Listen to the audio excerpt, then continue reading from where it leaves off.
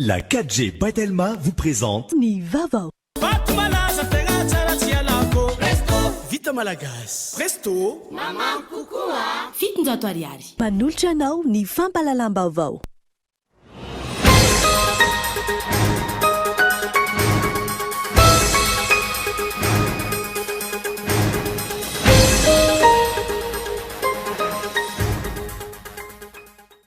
Niskafana tamin'ny fomba ofisiely androany fivoriana tsara-potoana ny fahefana mpanao lalàna. Mifantoka amin'ny fametrahana ireo fototra sagoavana eto amin'ny tany sy ny firenena ny fivoriana.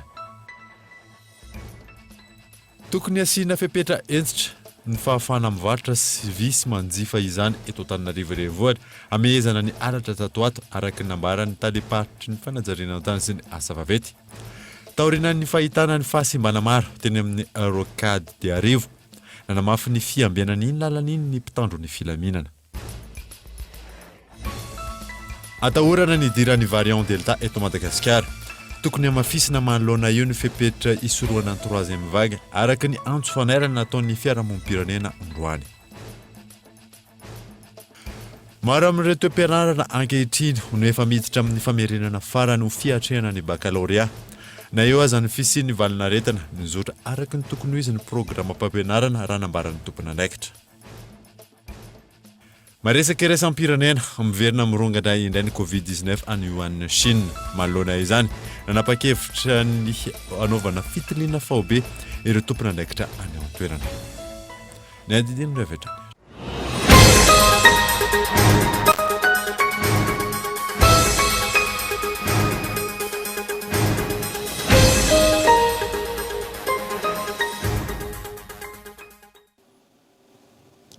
Manolotra ny araba tompoko lasy tompoko vavy tonga soa tanatin'ny Vaovao Kolo TV amin'ity takariva ity. Nanomboantsika izany dia nisokafana tamin'ny fomba ofisialy androany fivoriana tsara-potoana ny fahefana mpanao lalàna ifantoka amin'ny fametrahana ireo fototra sagoavana eto amin'ny tany sy ny firenena ny fivoriana ka atao andriatsilavo. Iopana bebe kokoa amin'ny fankatoavana ara-dalàna ny fanaraha-piaramiasa sy ny fampiasana ny famatsim-bola na ny ratification de la convention mahakasika ny fifanaova-tsony fiarah-miasa misa 4 izay mitetina $7,700 farany teo ny votoatin'ny fivoriana tsara-potoana ny antsona ny antenimera roatonta zava-dehibe ho an'ny firenena malagasy izany ahafana mametraka ireo fototrafitra sagoavana eto amintsika. Sany indrindra amin'ireo fametrahana ny fametrahana ny fototrafitra sagoavana eto amin'ny tany sy ny firenena na amin'ny sehatry ny angovo zany na amin'ny fanaovan-dalana izany na amin'ny fanampiana tosika amin'ireo indostria sy ny sehatra ara-pitantanam-bola. Ary ireo famatsim-bola reo moa zany dia hojerentsika sy hodiniantsika amin'ity session fiainana manokana ity. Ao ihany koa ny volavolalalàna ny momba ny fanoronana tahirim-bola malagasy ho amin'ny fampiasam-bola matanjaka sy ny paikady na ny Fonds malagasy d'investissement souverain et stratégique FMISS. Nandritra ny lahateny fanokafana tamin'ny fomba ofisialy androany, nanamafy ny fiarahana manokana ny filoha tsy maty foamanaina, ny filohan'ny antenimiran-doholona, ny firenena iray manontolo sy ny vahoaka ao aminy no hiaran'ny fahavoazana raha misy ny fahavoazana amin'ny filoha ho iatrany ity farany. Raha sanatria misy mahazo ny filoham-pirenena hiara-zadon'olona fa itsika vahoaka enina miroapolo tapitisa no hiaraka hatrampahavoazana ary hirehatra ny firenena. Tena tokony ho raisitsika zany ho aokane atsahatra ny fianarana sy ny fampitahorana anantanana eto amin'ny firenena fa tsy asolo velively atsika izany. Ankoatra ny fanetanana ny vahoaka ho tony sy ifanometanana amin'ny mpitondra fanjakana, nanao ny tatitry ny asa vita ihany koa ny filohan'ny antenimiran-doholona mialohan'ny amaranany ny anjara fitenenany ka nanokatra tamin'ny fomba ofisialy ity fivoriana tsy ara-potoana ity. Fa misokatra ny fivoriana tsy ara-potoana faharoan'ny antenimiran-doholona amin'ny taona 2020 dia misaotra tompola mankasitraka tompoko vavy.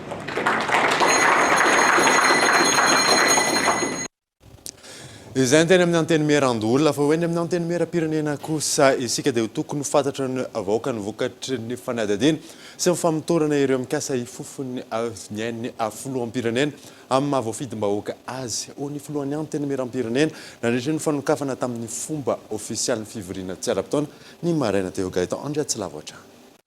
Ny filoha Razana Masoa Kristina no nanokatra tamin'ny fomba ofisialy ny fivoriana tsy ara-potoana hatreny anteny meram-pirenena manomboka androany talata fahatelo ny volana aogositra 2024 izay atao ampitaindavitra hatrany ho fanajana ny fepetra ara-pahasalamana. Nandritra ny lahateniny ny araba ny filohan'ny repoblika ny tenany tsy maty foamanaina ary mbola manatitra ny fanamelohana ny fifofona ny ain'olona toy ireny zavatra niseho ireny. Nanentana ny vahoaka ihany koa izy tsy ho voarebireby amin'ny resaka voizina toy ny filazana fa sary-mihetsika daholo ny zava-mitranga ary namerina tokony anajana ny tsy ambarately ny famotorana sy ny fiheverana ireo atao famotorana ho toy ny tsy meloka mandritry ny fanadihadiana. Nitaky araka izany ny filohan'ny anteny meram-pirenena mba ho fantatry ny vahoaka ny valin'ny famotorana satria olona nofidian'izy ireo no voakasika mivantana amin'izany. Momba izao fivoriana tsy ara-potoana izao izay ankatoavana ireo lalàna famatsim-bola ny sehatra samihafa, nangataka ny filohan'ny anteny meram-pirenena mba hentefa marina amin'ny vahoaka ny fampiasana izany vola izany. Nasiany resaka ihany koa ny mikasika ireo izay mikasa ambolo-korontana eto Madagasikara mba hilamina sy hiandry ny fotoam-pifidianana manaraka. Farany, nisaotra ny governemanta ny tenany tamin'ny fikarakarana ka nahazona ny vaksiny andehany manaraka indray ho an'izay rehetra maniry sitraka izany. Volavolan-dalàna miisa dimy no ankatoavina ka namohan'ny HCD di omaly. Isany andrasany maro tamin'izany lalàna momba ny PAC na ny pôle anti-corruption gaetan andretsila. Taoriny ny fahalan'iny teny amin'ny anteny meraroantota rehefa avy no fenona sy no atsarana imbetsaka namoaka didy ny fitarana avy momba ny lalam-panorenana ny ACC Ambohidahy ary nilaza fa mifanaraka amin'ny lalam-panorenana ny lalàna momba ny PAC na ny pôle anti-corruption. Tsy nisy fanovana ary tsy nisy fangatana manokana nataon'ny fitarana avy momba io lalàna io. Ho fampiarana azy tsy maintsy mandalo eny amin'ny filohan'ny repoblika ka izy no manao ny promulgation. Isan'ny fanovana natao tamin'io lalàna io tsy aivina ny fanamafisana ny fahefan'ny PAC, itsarana ny fandikan-dalàna mifandraika amin'ny kolikoly, ny famotsim-bola ary ny famatsim-bola amin'ny fampiroroana raha toka ny esorina amin'ny fahefan'ny PAC, ny fitsarana ny fandikan-dalàna ara-ekonomika sy ara-bola. Eo ihany koa ny fanovana ny fepitoampiasan'ny mpandrindra nasionaly ny PAC sy ny mpitsara ary ny prakidrara ho 3 taona azo avaosina sy ny fametrana ny comité de suivi et évaluation anombana ny asan'ny PAC. Nolanin'ny ACC na ny fitsarana avy momba ny lalam-panorenana ihany koa ny lalàna laharana araka amin'ny 24 tsipika Aout 7 mifandraika amin'ny politika nasionaly ny kolotsaina. Io lalàna io izay manamafy ny fototra iangan'ny malagasy, ny fanahy izay ahitana ny fitiavana, ny fihavanana, ny fifanajana ary ny fitandrona ny aina. Ny kena ary voalaza fa mifanaraka amin'ny lalam-panorenana ihany koa ny LFR na ny loi de finances rectificative araka amin'ny 24. Io ihany koa ny lalàna manova sy mameno ireo fepetra samihafa mifandraika amin'ny CTD na ny collectivité territoriale décentralisée, miresaka indrindra ny fomba fikarakarana, ny fanatanterahana ary ny fizotry ny fifidianana. Ary farany, namoaka didy ny ACC ary ny laza fa mifanaraka amin'ny lalam-panorenana ihany koa ny lalàna larana araka amin'ny 24 tsipika Aout 20 manome alalana ny Madagasikara hiditra ao amin'ny protocole ny SADC. Isan'ny vaovao misokadana androany ihany koa dia tokony asiana fepetra entitra ny fahafahana mivarotra vy sy manjifa izany amezana ny alatra tatoato araka ny nambarany taleparitry ny fanajariana an-tany sy ny asa vavety. Taorina ny fahitana ny fahasimbana maro teny amin'ny rokady arivo nanamafy ny fiambenana eny an-toerana ny mpitandro ny filaminana miantarandriana io. Ohatran'ity zao efa alainy tsikelikely ty. Lasa koa satria ty ohatrany malotoloto be aby. Ampahany fahasimbana teraky ny alatra vy ety amin'ny rokady arivo ireo, taoriny resabe manoloana ny tsy fanajany eny anivon'ny fiarahamonina fotodrafitrasa iombonana tahaka izao, nanamafy ny fanaraha-maso sy ny fisamborana ireo tsy manara-dalàna teny an-toerana mitandro filaminana androany. Le fivezivezen'ny polisy eto ny anteny réglementaire dia samy manao pisy vola avy eto ihany fa misy paikady vaovao zany no narafitra isoroana izay tsy mety teo aloha zay. Ohatra hoe misy polisy manao tenue civile amin'iny, nanampy fitaovana koa zany polisy pirenena, ohatra hoe misy tômôbila zany amin'ny alina ivezivezy amin'iny, ialana amin'izay tsy fanaran-dalàna. Samy manana mission zany polisy aty manomboka zao ialana amin'le commentaire-n'olona be da be. Io zao miassuren'ny resaka balisage, fluidité na circulation, orientation. Misy olona tsy mahafantatra lalana eo, aizy tisy aizy orientation. Dia le polisy alefa aty manaraka zany amin'le misy TC eo, misy paipaikady be da be zany tsy tiako tenenina le izy satria zay zany tsy maintsy obligation na résultat zany zay hatreto aloha. Hatreto aloha zany raha ohatra ka hoe fangalarana reto vy reto zany dia le enquête ihany anay misambotra zay dia na izy alefany amin'ny 8e arrondissement na ny amin'ny 3e arrondissement. Tena matetika ampitranga moa zany ny fanadiovana an'le lalana, ohatra le salubrité publique ohatra hoe misy mirevirevy etseroa le mandoto tanàna zay zany aloha nibetsaka aloha zany no ny fanasaziana ny atra tamin'izay. Miainga amin'ny fahatsapatena ny tsirairay no ahafahana mikajy ny fananana iombonana tahaka izao. Ialana amin'ny firongatry ny alatra vy ateraky ny famaroan'ny mpanjifa sy mpivarotra izany. Ho anita lepatry ny fanajariana ny tany sy ny asa vaventy, tokony isy ny noty mametra ny fahafana manjifa vy sy fatabeviana. Ny zavatra hitako na omby aloha satria ny tena dia nisan'ny tompona andraikitra tany amin'ny faritra itasy tany taloha, dia ny zavatra na omby no nraisinay tamin'izany dia makasika nyity vivarotana vy ity. Namoaka noty zany tao amin'ny faritra ny adidinay hoe manomboka zao dia tsy azo atao intsony no mividy vy na mivarotra vy, zany hoe le vy efa avy nampiasaina zany dia naparitaka zay atao amin'ny faritra itasy. Na raha anasy zay zavatra rehetrarehetra zay satria amin'ireny toeran'ireny ohatra hoe mangatany zao mpanao angadin'omby dia narahanay maso akaiky mihitsy hoe rehefa mividy vy izy taizavy moa reto vy nividiny reto, zany hoe takinay zany ny taratasy ara-dalàna.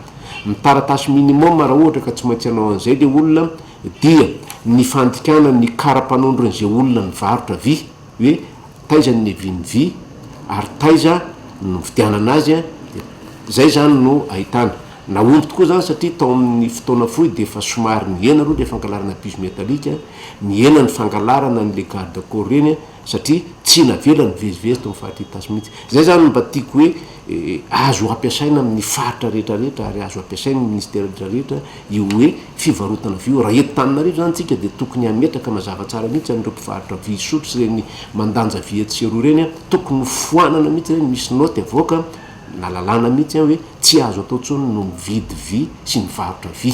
Raha tsy ny olona mahazo alalana dia manana statistika ara-dalàna izy, manana momba azy dia mora atao ny suivi. Zay zany tsy ny eny amin'ny rokada diarivo ihany, fodrafitrasa maro no na ahina ho simba na efa simba no ny tsy fanajany rehetra izany. Vinantsika tsony reto andrenivohitra sy ny manodidina fa ny famoahana aloha ny rano ampiasaina ny tokantrano any ivoaka eny amin'ny arabe. Ny faharoa zay tena zavatra ngeda be ary hitapoko hitapirenena dia mety atao hoe tsy fahafantarana ve sa mety atao hoe fananahina mihitsy raisiko ohatra amin'izany zany angamba satria ity zao no ohatra anankiray ingeza be raha mahitatsika ery amin'ny pont Andromba dia misy ny atao hoe fanorenana fotodrafitrasa ao amina berza zay tsy azo atao mihitsy satria berza izy voalohany indrindra matoa zany napetraky pont io dia misy zavatra napetraky ny teknisiana hoe ohatrohatran'izao zany ny fizotrany rano manapaka ny pont io, kanefa anao zany rehefa manova an'izay berza zay amin'ny alalan'ny fotodrafitrasa dia mazava ho azy fa animba n'ilay fotodrafitrasa. Zavatra ohatran'izao zany zao no autorisation men'ny commune men'ny fokotany mangataka zany zao le tompony dia milaza eto hoe hita sy nandalo ary ekena mandalo amin'ny fokotany, hito koa mandalo dia miteny misoratra mihitsy ato zao ny commune hoe hita sy ekena ny fangatahana lalana. Dikan'izay zany zay natonga teny hoe tsy fahafantarana ve sa fanahinina sa ahoana, reny zany dia anisan'ny atao hoe fanombana ny fananana iombonana. No amafisy ny tompona andraikitra ankilany fa entitra ny sazy ho an'ireo izay tratra tsy manara-dalàna na manimba amin'ny lalana rokady diarivo. Ankoatra izay, tokony amafisina ihany koa ny fanentanana ny olom-pirenena rehetra amin'ny fanajana ny fotodrafitrasa iombonana io. tontolon'ny fahasalamana kosa indray dia atahorana ny idiran'ny variant delta eto Madagasikara atokony amafisina manoloana io ny fepetra isoroana ny 3e vague araka ny antso fanairana nataon'ny firaisamonim-pirenena tamin'ity androany ity miantarandrianay. Somary narisarisa ary nahitana lesoka ny atria Madagasikara ny fiatombohan'ny 2e vague ny Covid-19 teto amin'ny nosy araka ny fijery firaisamonim-pirenena ny fandraisana andraikitry ny fanjakana nandritra izany. Namena aza ny tranga ankehitriny ahina ny idiran'ny firenena amin'ny 3e vague. Firenena 420 iratany zany amin'izao fotoana izao izay nolazain'ny OMS ny Organisation mondiale de la santé nosy tao nanambaran'izay ary izy efa nanao antsoavy mihitsy izy hoe amin'ny fatahorana an'io nosy tao hiparitaka be zany io variant delta io zay natonga anay niteny hoe tokony efa miomana zany satria araka lazainy ery teo hoe misokatra anke ino no tentsika dia misokatra any nosy tao frontière ny Madagasikara. Donc misy olona zany avy amin'ireo firenena izay efa misy an'io variant delta io dia zay natokana hoe manamafy hoe na mbola tsy misy areto ary isaoran'Andriamanitra hoe mbola tsy tonga eto le izy dia zay mahatonga anay hoe manamafy hoe amin'ny fanjakana hoe mandraisa fepetra entitra kokoa. Nanao antso fanairana ny fitondram-panjakana sy ny olom-pirenena rehetra manoloana io ny firaisamonim-pirenena androany ny tokony sy ny fahatsapatena ny tsirairay amin'ny fanajana ny fepetra sakana sy ny fanamafisan'ny fanjakana ny ady amin'ny alalan'ny fanafainganana sy ny fandrindrana ny fanaovam-bakisiny eto amin'ny nosy. Lafiny maro ihany koa no efa tokony jerena ho amin'ny teti-bolam-panjakana manaraka. Na hoe ilana hoankana tsy maintsy hisokatra ny sistantsika. Misy ny angamba ny risika atongava ny variant delta io ary misy ny pression économique ny koa tsy maintsy hoe isokafan'ny sistany dia ny mbola tsy tonga le izy dia efa mila miomantsika ary anisany ohatra fa nitenena teo zao ohatra n'izao hoe ny lalàna manodidina ny situation d'exception zay efa nangatana fanovana mienimbiena dia ankehitriny mbola tsy novana le izy. Kanefa nefa fotoana an'izao ny anovana le izy ahafahan'ireo rafitra mba miasa bebe kokoa ary anisan'ny lesoka hitanay ihany kokoa dia ny hoe tsy voasoratra tsy voamarika tanatin'ny teti-bola nisy fahovana raiky amin'ny 2023 ny mahakasika ny teti-bola hiadina bebe koa amin'ny Covid-19 ary izay mahatonga any amin'ny teny hoe tokony ho ampidirina anatin'ny teti-bola 2024 ho amafisina bebe koa ny vola omena entina hiadina ny Covid-19 ary izay mahatonga any amin'ny teny hoe dian'izao dia efa tokony manina le izy. Hatreto ratsy aivina aotra faingo 570 ny tany vita vaksiny Covid-19 raha oharina amin'ny isan'ny mponina eto Madagasikara. Isan'ny ezaka ilana fanohizana manoloana io ny fanamafisana ny fanentanana, ny fanomezana vahana ny sehatra tsy miankina, anampy amin'ny fanafarana vaksiny ary hijanona ho maimaim-pony izany sy ny maro hafa. Ankoatra izay, takiany firaisamonim-pirenena ihany koa ny fanisana ireo fitaovana nampiasaina tamin'ny ady amin'ny valana retina teo aloha mba ahafahana mampiasa ireo loharan-karena ireo amin'ny fomba mahomby amin'ny andiany manaraka. Raha ny antontanisa mahakasika ny Covid-19 kosa indray dia miampy ireo voamarina fa mitondra ny tsimoka-retina eto Madagasikara. Raha nitatra izay navoaka ny Ministeran'ny Fahasalamam-bahoaka tamin'ity androany ity 5 ireo sitrana soamantsara raha toka raiky ampy 30 ireo mbola ao anatin'ny forme grave. Lafy mavao hafa kosa indray dia tafiakatra amboniny tany fandraisana anjara amin'ny fidirana eny amin'ny CMP tamin'ity taona ity natratra 77 ireo mpifaninana nafen'ny fepetra manerana ny nosy alarina efson. Mahatratra 77 ireo mpiatina niatrika ny fifaninanana idirana any amin'ny sekoly miaramila pirenena na ny CMP ao Fianaratsoa. Izy ireo no nafeno ny fepetra manerana ny nosy raha ny fanazavana. Ambony ihany koa io io raha ampitahana tamin'ny taona lasa. Atreto alongambana aloha ataontsika fa ny sekoly miaramila pirenena dia hatreo amin'ny baka ihany aloha dia rehefa afaka baka indray izy dia misy ny fianarana classe préparatoire tokony ataony. Misy ireo mifaninana amin'ny sekoly miaramila any ivelany ahafahany zareo mivoaka manam-bonary. Misy ny miditra rehefa avy eo any amin'ny akademy miaramila dia zay arakaraka ny fahaizana ananan'izy ireo zany ny ahafahany zareo misafidy zay lalana rera tokony isorana dia tiako ny manamarika aminareo koa zany fa hiezaka zay hitandrina ny fahadiovan'ny fananana tanteraka satria zaza malagasy reo tia-panomboany reo avy fireneny reo dia tia-panomboany izy dia fa atoro azy koa zany hoe tsy fidiranao anatin'ny kolokolo zany. Hatreto mbola ankizilahy ihany no raisina eny amin'ny sekoly miaramila pirenena ao Fianaratsoa.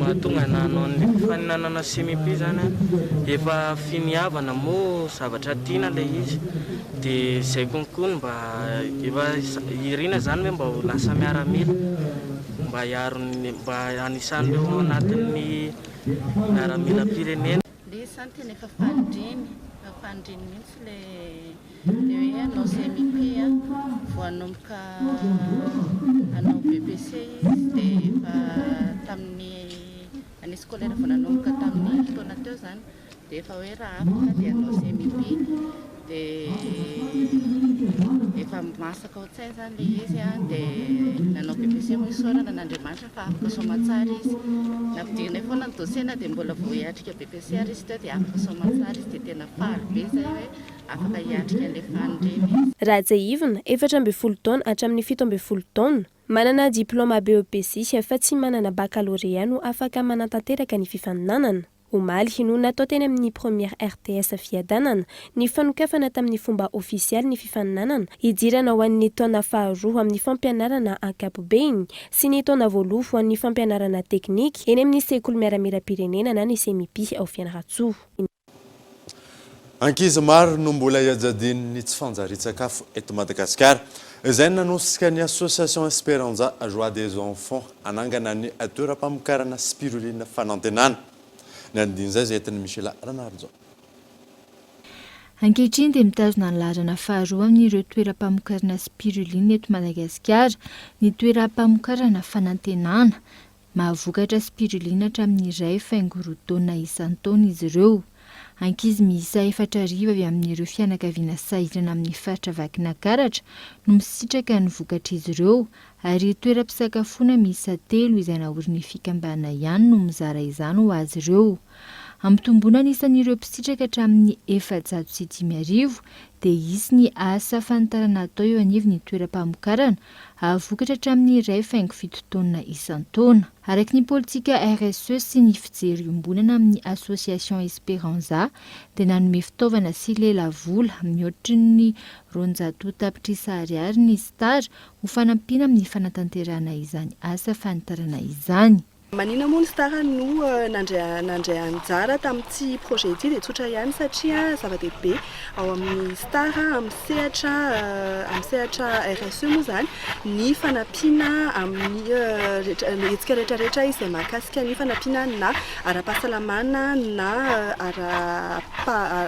ara-pahasalamana na amin'ny sehatra hafa mahakasika ny fiainan'ny ankizy ny tontolo manodidina anazy. Manina ny eto Antsirabe dia tsotra ihany satria efa manana izay eto usine famokarana zava-pisotro manana ihany koa izay eto masoivoa mivarotra an'izay zava-pisotro izay dia zany hoe efa ela zany ny ferahana amin'ny tanàna Antsirabe sy ny ferahan'ny tantaran'ny tanàna Antsirabe sy ny orinasa star dia izay no nahatonga anay nisafidy ny toerana efa misy anay sy efa misy anay sy efa iainanay mihoatra ny 10 taona izay. Anisan'ny fanirian'ny fikambana ihany koa ny hanitatra ny fanomezana fanampin-tsakafo spiruline ho an'ny zaza sy ny ankizy eny amin'ireo EPP manerina ny Madagasikara. Ny talata 17 Jolay lasa teo no notoloran'ny star izany fanomezana tamin'ny fomba ofisialy izany ary natrehany mpikambana ao amin'ny fikambana Esperanza sy ny avy amin'ny toeram-pamokarana fanantenana teny amin'ny centre Nazareta kely Vohijanahary Antsirabe. Tahaka mahazatra anaraka atokavatra isika meloana dirantsika amin'ny tapany faharoan'ny vaovao rehefa avy eo ary.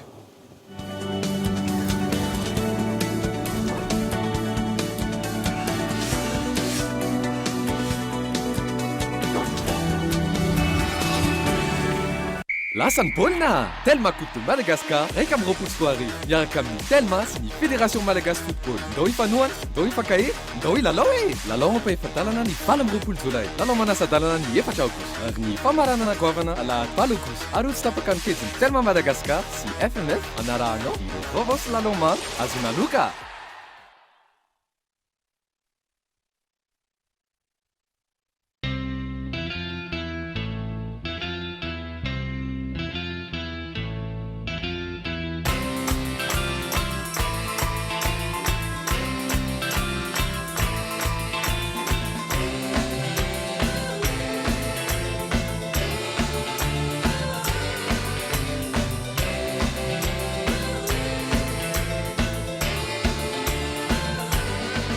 Avec Gino, laissez-vous transporter au cœur de la nature.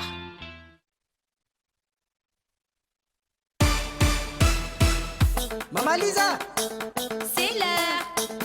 Maman Lisa, merci Maman Lisa. Resto, misota na watan Maman Lisa fatenga tsara. Resto, tangatin tongu maro china mitakaza. Resto, naeza na weza na waliano misakafu. Resto, maneran Madagascar matukiazi. Resto, tambula zaza. Resto, na naola supu. Resto, na samu tanura. Resto, ula makafi. Resto, chifit sananga nulu na zaza na ulbe. Resto, ato vivilu masala imusara loko misi. Resto, tiako, tiano, kuatika. Resto, batu malaza tenga tsara tia lako. Resto, vita malagas. Resto, Maman kukua. Fit ndoto ariari.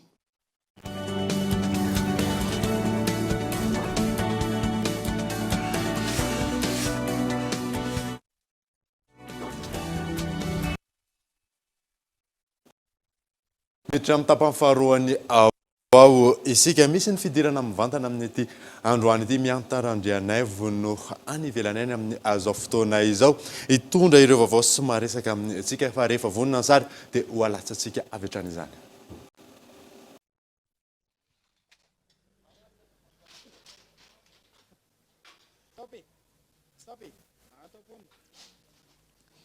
Taorianany nandehanantsika teny Anjanahary dia ity Andravoahangy indray no hitondranantsika ny amin'ny fampitana mivantana amin'ity alina ity.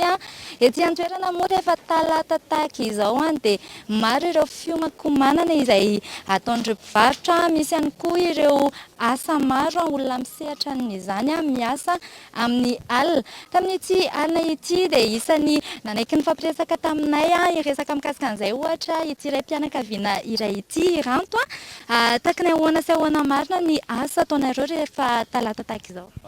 Zay zao talata maraina mbola mivelatra any amin'ny posary reto vy reto dia ravaina any dia hoentina amin'ny sareto mankaty eo amin'ny efatrefatra eo zany zay ny tonga aty manomboka mamelatra dia ny anay zao eo amin'ny vy 70 dia amin'ny 10 alina ny tapitra amin'ny 10 alina ny tapitra famelarana. Mavita firy eo zany ianao dia ohatrohatra ny ahoana zany hoe miasa alina zany ny famelomana amin'ny vady aman-janaka any. Ny anahy zao zay efa tamin'ny rahalahy miara-miasa dia eo amin'ny 12 no anjarako. Mafimafy ihany ilay izy fa hoe asa melomana amin'ny vady aman-janaka dia atao. Ohatra ny ahoana ilay zavatra atao amin'ilay izy, ohatra raha ty fametrahana vy ity izao dia takitaky ny ahoana avy ny zavatra atao anatin'ilay. Ty zao misy lavarangana telo dia ty planche hitanareo fatorako ty le amelaran'le mpivarotra an'le entana. Ka hatramin'ny isaky ny amin'ny firy zany no mody any an-trano mahavelona ihany be ilay asa. Le izy aloha mahavelona zao zay amin'ny 10 mandeha mody amin'ny 10 alina rehefa avy eo mandeha misy tomobile efa miandry anay eo dia miverina indray maraina amin'ny 9. Ohatr'izay foana isak'alarobia. Ie, isan'ny araka nambarako teo moa dia mahery ny 20 ireo olona izay manatontosana izay asa izay ankoatra ny fibatana entana misy ihany koa ireo hoe manamboatra an'izay hoe trano vy izay fametrahana an'ireo entana samihafa. Misy ny renim-pianakaviana, misy ireo efa nahazo taona. Isan'ireo izay efa nahazo taona nanaiky ny fampiresaka taminay ohatra eny ambinipolo taona ity raim-pianakaviana iray ity manao ny asa takitaky ny ahoana hatramin'ny oviana ianao nanomboka tamin'ny oviana nanao an'ity asa ity dia inona tsara ilay asanao? Tamin'ny 80 zay zany nanao an'ity asa ity dia hatramin'izao mbola ato anatin'le trano viany mbola manao ihany hatramin'izao. Inona no nahatonga anao hoe nanao ny asa dia nianarana ve le izy ohatrohatra ny ahoana ny Tsy nianarana akory le izy fa tonga dia fahazarana fotsiny tany am-piandohana zany nianany tonga dia nanao ese fotsiny dia nahay an'izy dia nanao hatramin'izao. ianao zao isaky ninona no manao an'izay hoe asa izay tahaka ny ahoana mipetraka aiza dia ohatra ny ahoana fodiana. Za zany tsy avy eto Antananarivo fa avy any amin'le hoe Angavokely dia le Angavokely io any amin'ny didy Manjakandriana any dia miakatra zany ny talata dia mody zoma hariva na sabotsy maraina. Isan-kerinandro zany makaty foana. Nandro zany makaty foana dia ohatran'izay foana zany mofomanko amin'ny ty asa ty. Ohatra ny ahoana indray ny fidiram-bola amin'ny alalany mahavelona ve le izy hatramin'izay taona maro nanaovanao azy zay? Pour le moment aloha hita hoe tsy dia hita hoe tena mahavelona be manahoana fa ampiainana fotsiny zany le izy ny tena marina. Hoe ampiainana fotsiny hoe mba plus ou moins hoe réglé daholo zany le problème kely madinidinika eo amin'ny ara-toe-karena ara-bola. Inona no manano sarotra amin'ilay asa? Le manano sarotra amin'ny asa zany dia eo amin'le misy fahaverezana aty izy. Io zany no tena problème be ao anay satria tena ianao mamelatra eto le sasany ary very, ianao mamelatra ary sasany aty misy very dia le client nefa indraindray tsy mety fa manao exigence be loatra dia manolo ny tena amin'le izy dia zay zany ny problème kely mipetraka. Mahavita firy isaky ny aty eo zany ianao? Eo amin'ny 10 eo zany mbo anjarako amin'ity toerana ity. Ankasitrahana ary ankoatran'izay dia misy araka nambarako teo ireo hoe mandrindra ny tsena rehefa tahaka izao isany mpivarotra maro mpivarotra lamba mpivarotra sakafo ihany koa ny hita ety isan'ireo teo anivon'ny tsena nanaiky ny fampiresaka taminay ny teo anivon'ny tsena na dia hoe somary alina ary ny andro dia nanaiky izy ireo nanaiky nanontaniana ohatra ny ahoana marina ny fandrindrana ny tsena ety amin'ny tsena Andravoahangy. Fandrindrana ny tsena moa zany amin'ny makapobeany amin'ny resaka tsenana Alarobia ohatr'izao dia ny talata hariva ohatr'izao nga mahita amin'ny masosika manao montage ny olona dia hiditra somary manamana sarotra kely moa zany ny fanaovana zareo montage satria tsy maintsy ny andro ny alina pare ny andro tsy maintsy mandrafitra ny trano vy andro zareo dia ny maraina eo amin'ny partie amin'ny 3 maraina io zany misokatra ny tsena dia après moa ny amin'ny 3 maraina dia rava ny tsena RR amin'ny 12 manokatra ny lalana izay eo anivon'ny police de marché eo anivon'ny commune Antananarivo renivohitra misy koa no mirava ary amin'ny rotsorotsy amin'ny 9 maraina eo. Manoloana ny famaroan'ny olona ohatrohatra ny ahoana ny fandrindrana ny resaka antsika moa zao mbola anatin'ny fahamiana ara-pahasalamana ny fandrindrana ny fahadiovana ny ady amin'ny Covid-19 ohatrohatra ny ahoana ny fanadiovana ny resaka ady amin'ny resaka fahadiovana sy ny fandaminana angamba dia efa tsy izay moa eto anivon'ny tsena efa misy ny fanadiovana faobearahana mpivarotra dia misy koa ny fiarahana miasa amin'ny sambovan famerahana ranom-panafody ny pompe koa miara-miasa aminay eto indray mpandeha isam-bolana matetika moa raha azo atao dia fiarahana mpivarotra zany fanadiovana faobe mandeha foana indroa isam-bolana farafahakeliny. Feno dia feno izay fanazavana izay ampitanay any amin'ny Analalaina Davida indray ny fanomezana ny fampahalalam-baovao. Izay ny fiomanana tsena teny Andravoahangy teny fa isorany miantara ndrianef sy androna tenaina nitondra tamintsika makasika ireny vaovao ireny fa miditra eo amin'ny fiomanana baccalauréat kosa indray isika dia maro ireo toeram-pianarana ankehitriny nefa miditra amin'ny famerenana farany ho fiatrehana izay baccalauréat zay. Abraham Randriamanana. Fanjakana baccalauréat maro amin'ireo mpiadina ankehitriny no nisafidiny hanamafy ny fahalalana ho an'ny lisea nanaovana ny fanadihadiana ny fanatanterahana ny famerenana no isan'ny paikady napetraka ny tompona andraikitra ho fanampiana ireo mpianatra. Ankoatra izay, nisy ny lamina nandritra ny fitaovam-pampianarana ho fanatrarana ny programa ifanaraka amin'ny fandaharam-pianarana vaovao any kilasy famaranana raha ny fanazavana. Ankoatra izay, efa nanomboka tato anatin'ny tapa-bolana ny fizarana ny convocation ho an'ireo mpiadina.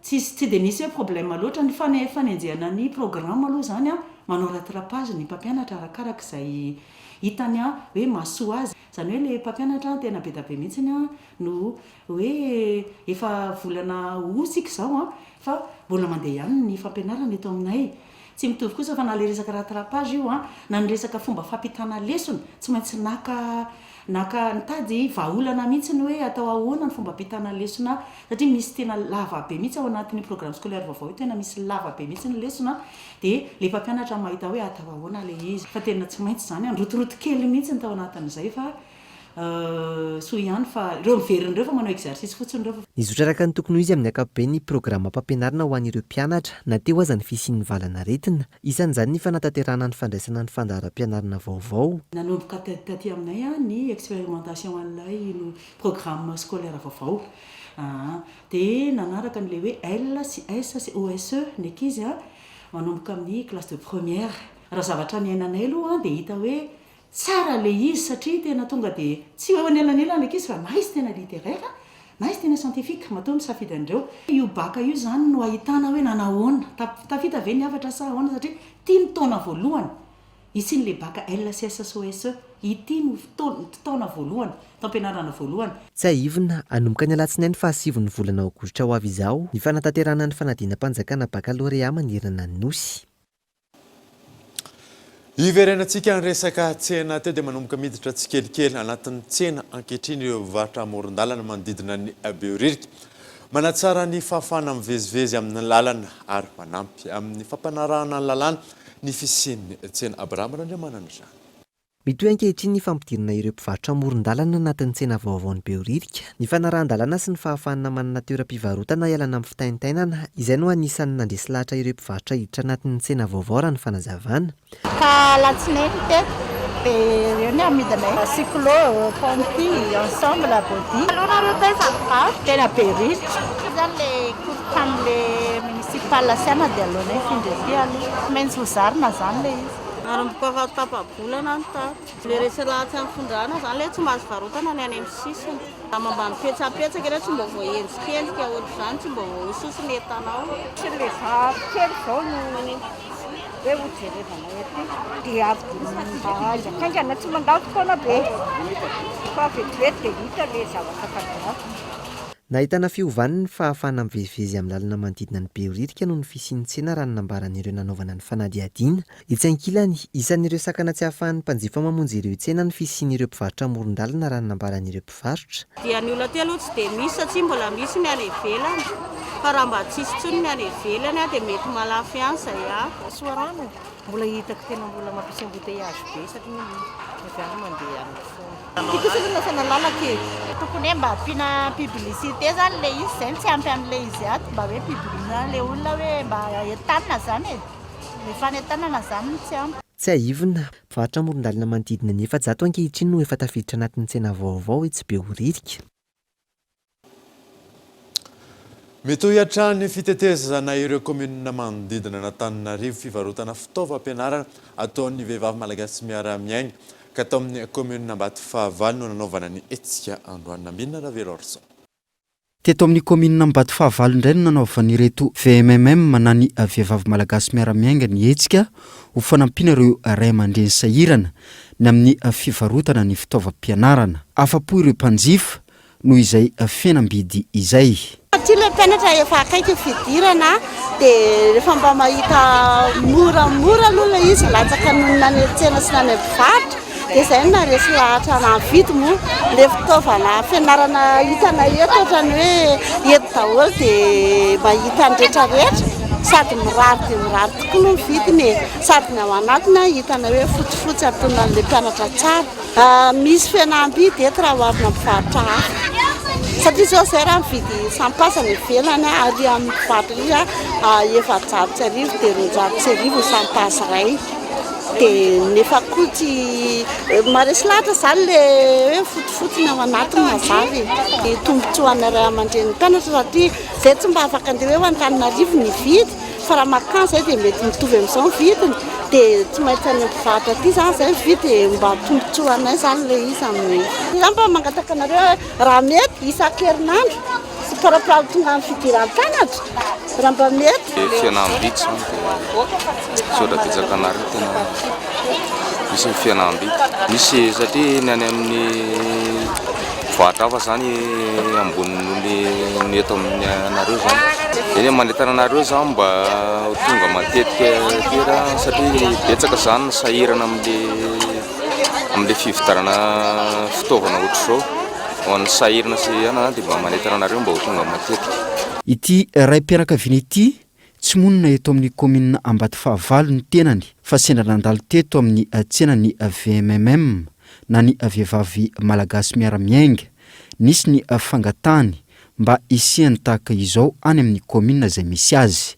Ohatra anazy zao sendra nandalo vavahady teto dia nahitany zareo dia nanatona teto amin'ny anazy ao commune sefa misy anay io afamiran'le olona manjifa le fitaovam-pianarana ohatra zao zany dia tanina zany zareo mba hitety araka izay fahafahan zareo fotoana hitety any amin'ny faritra hafa na fokotany hafa dia na commune lavidavitra eto ary ohatra mety nanny eto zao dia Marosoa Menatsimo any Andranomasina Dingaviana zany mba hoe hitety an'ireo zareo raha hoe manana fahafahana manana zay mba hanamora mba afantaran'le olona. Miezaka hatrany ireto VMMM na ny vehivavy malagasy miara-miainga mitety ireo commune mba hamalina ny etaetan'ireto ray aman-dreny ny mpianatra. Tonga eto amin'ny commune Ambatofahavalo zany zay manao tsena mora ny vehivavy malagasy miara-miainga. Miezaka zany izahay manantona ny commune tsirairay avy mba hitondra ny fitaovam-pianatra amin'ny vidiny mirary sy mora. Dia mampiavaka ny eto Ambatofahavalo zany dia mangataka ny ray aman-dreny eto zany mba hanaovana tsena iverenana indray mandeha satria tsy niomana zany zareo amin'ny androany dia mangataka zany zareo mba iverenanay eto amin'ny fafito ambin'ny folon'ny volana ao. Ny programanay manaraka zany amin'ny seto zay ao amin'ny commune Tanjombato terrain de basket eo akaikin'ny Cisco. Zany mbola maromaro ny tsena andehananay zany mbola misy any Ambato fotsiny Ambojanaka ao aorianan'ny Tanjombato zany no any Ambojanaka Lahady. Dia ny ao aorianan'izay zany zay no mbola misy commune maro isan-karazany mbola andehananay. Manentana ny commune Atsimon-drano rehetra zany zay mba ho anaraka ny programan'ny tsena mora izay ataon'ny vehivavy malagasy miara-miainga. Mety ho isan-kerinandro ny hetsika fivarotana fitaovam-pianarana ataon'ireto VMMM na ny vehivavy malagasy miara-miainga ireto mandra-pahatongavana ny fidiran'ireo mpianatra. Manodidina ny 700 amin'izao fotoana izao ny vidadidipora nandritra ny hetsika izay nataon'ny antoko malagasy miara-miainga nanomboka ny volana Jona hatramin'ity androany ity. Ny tao amin'ny distrika Namboratrimo commune Merimandroso indray no nanohizana ny hetsika androany. Ny alarana efsa. Distrika efatra eto amin'ny faritra Analamanga no nanaovan'ny antoko malagasy miara-miainga ny hetsika didipotra Vaovao hatramin'ity taona 2024 ity. Ka isan'izany ny distrika Navaradrano, Atsimon-drano, Manjakandriana ary ny farany teny Ambohidratrimo. Hatreto manodidina ny 700 izao ireo ankizy lahy ny sitraka izany. Eto ny antoko malagasy miara-miainga hanao asa sosiala dia ny didipotra Vaovao eto amin'ny commune Alatsinainy Merimandroso. Ialana tsiny ny sénateur atsika izay voafidy teto Antananarivo teto faritany fa noho ny adidy aman-draikitra izay misokatra androany ny fivoriana tsy ara-potoana dia tsy tonga eto izy fa nandefa nay soloteny izy zany hanatrika an'izao famorana Vaovao izao dia hisaorana anazy nanolotra izy ny fanafody ny fanafody sy ny kilalao ho anareo dia aza ela fery daholo. Fiara-miasa amin'ny association Merimandroso Mirahina sy ny antoko malagasy miara-miainga no nahafana nanantanteraka ny didipotra Vaovao androany izany fanazavana. Hoe didipotra Vaovao zao? Ny safidy ilay didipotra Vaovao aloha dia voalohany indrindra zany dia eo amin'ilay fomba mihitsy. Eo amin'ilay fomba amin'ilay fitaovana sy ny karazany fanafody io maresy lahatra amin'ilay izay zao avy any fokontany Ambotsoa eny Tanambatonora na eo amin'ny adiny ray amin'ny efatra zao zay ny ala tany amin'ny dimy zay ny tonga fety aloha zany arakaraky ny ety manana ihany koa moa le fety fa salama io zany dia izay fianakaviana ray tanànao ihany ray tapo rahalahy. Fa aty mba hoe maimay foana dia izay ny tena marisikilay dia misaotra betsaka na roa ka sitraka indrindra fihinana fonina rajaivana etsika ara-tsosialy fanao isan-taona karakarainy antoko malagasy miaramiaingy ny fanatanterahana ny didipotra Vaovao hanampiana ny vahoaka malagasy rehetra tsy ankanavaka indrindra ho an'ireo toerana lavitra ny toeram-pitsaboana. Tamin'ny vanim-potoana ny fiboana nanjaka ny tsy fandriam-pahalemana tao amin'ny komuna Vaovao taorinan'ny fiara-miasa teo amin'ny mpitandro ny filaminana sy ny fokon'olona ny henany tranga tany toerana ambinana Verorso. Isan'ireo komuna manan-karena ny komuna Vaovao avy etỳ an-toerana ny ankabeazan'ny vokatra miakatra any Antananarivo.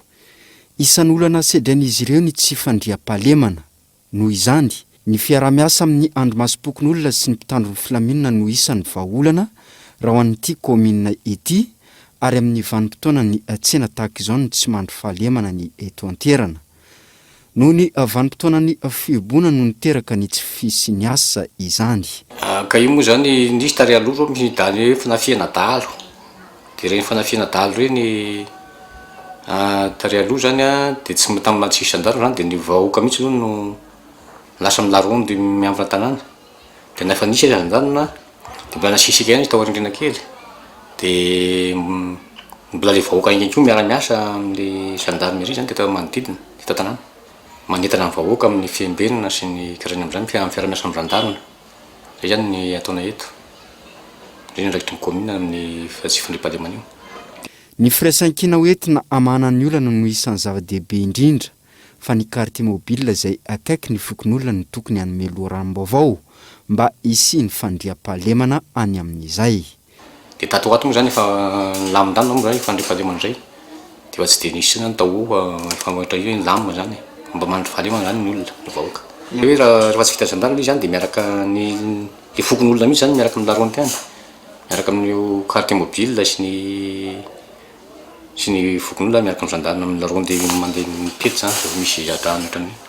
8 mahery ny isan'ny mponina eto amin'ny komuna Vaovao, koa mpamboly sy mpivarotra avokoa ny ankamaroan'izy ireo eto an-toerana.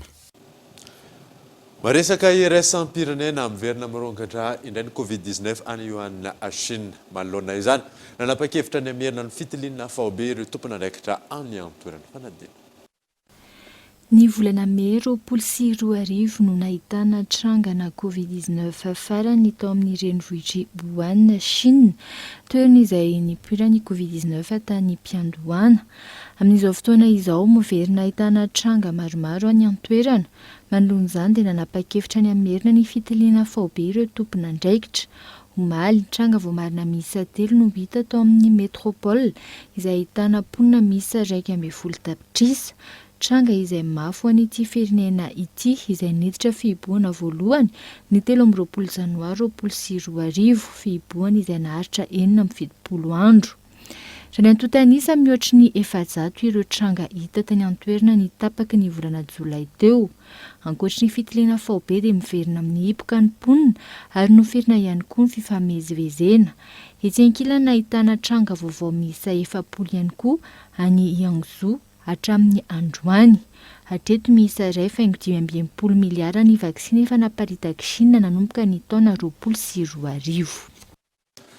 Dia iny maresaka iraisam-pirenena manankatona vaovao tamin'ity androany ity ankasianao nanaraka izany soava tsara atao tompoko.